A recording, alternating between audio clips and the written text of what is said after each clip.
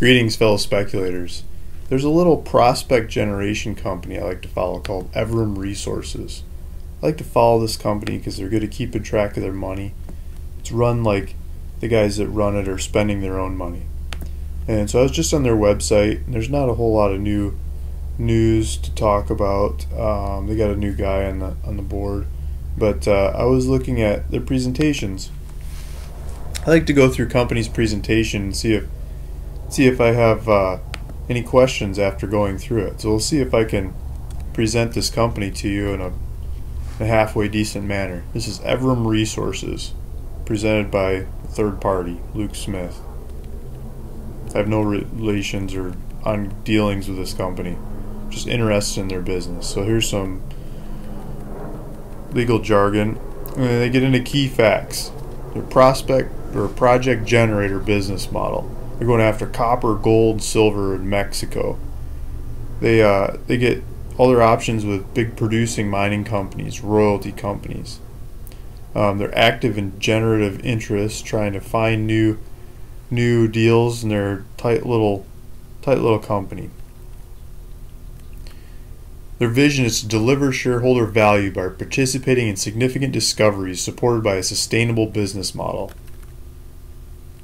Here's your capital structure. I'll let you hit pause and read through that. But basically, they're saying that they got about $3.2 million that they can spend. Hopefully, they hold on to and don't spend it. Here's the exploration initiatives. They're all in western Mexico, mainland Mexico, kind of hubbing around Hermosillo, where they have an office. They've got databases and they've also got bits in southern Mexico too, southern Sierra Madre. Here's some of their partners that they have or have had. I like this slide. This is my favorite slide of the presentation. I'll see if I can blow it up a little bit. This is up until March 31st of 2015. And so they're looking at some metrics of what kind of numbers they've been able to come up with in the past. 2014, their partners, Red is the partners, spent $575,000 in exploration. Blue is Evrim. Evrim spent some smaller number. And for each dollar Evrim spent, they got their partner, this is the ratio, for each dollar they spent, they got their partner to spend $3.50 in exploration. In 2012, they did some better numbers. The market was moving along. For each dollar they spent, they got their partners to spend $5.92, almost $6. It's over $600,000 compared to what Evrim spent. In 2013, for every dollar that Evrim spent, their partner spent $7.94.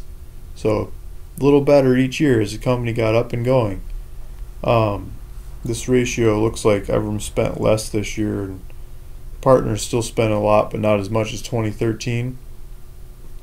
2014, $600,000. Nice, good-sized spending by the partners, but Evrim spent a little bit more on their own. So for every dollar Evrim spent, their partners spent $5.40. And 2015, so far, we're partway into 2015. This is up until March 31st, so the first quarter 2015.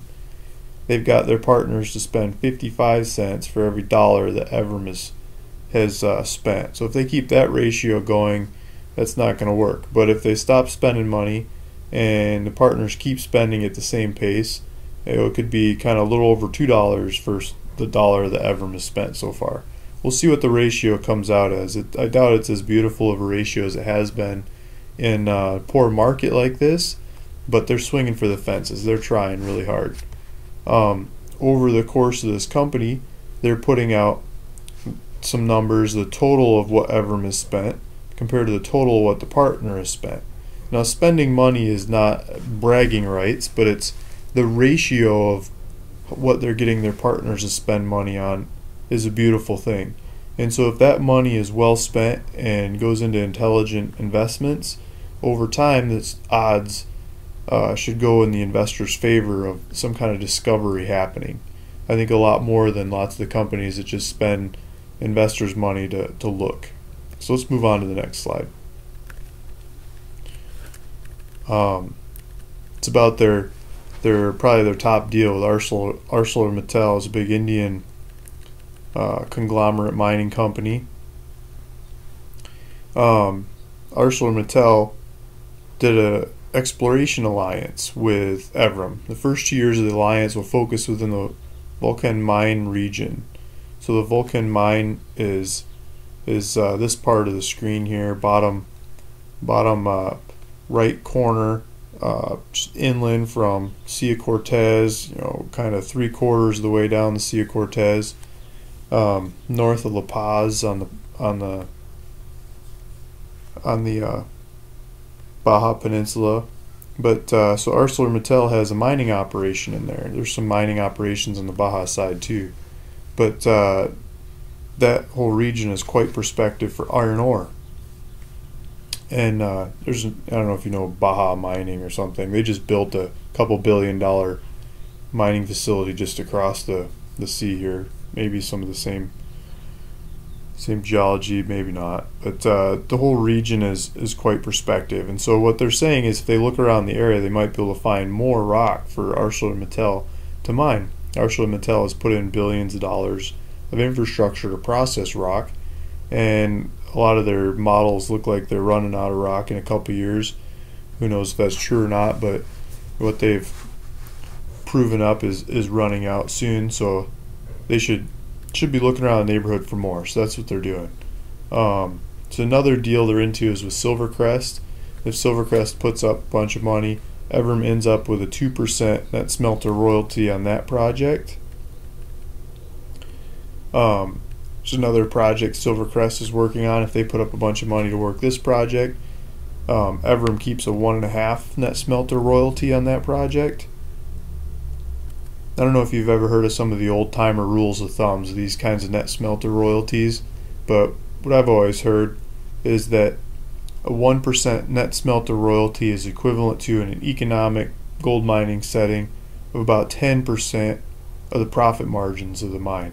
Not a little margin mine, but a good solid paying gold mine.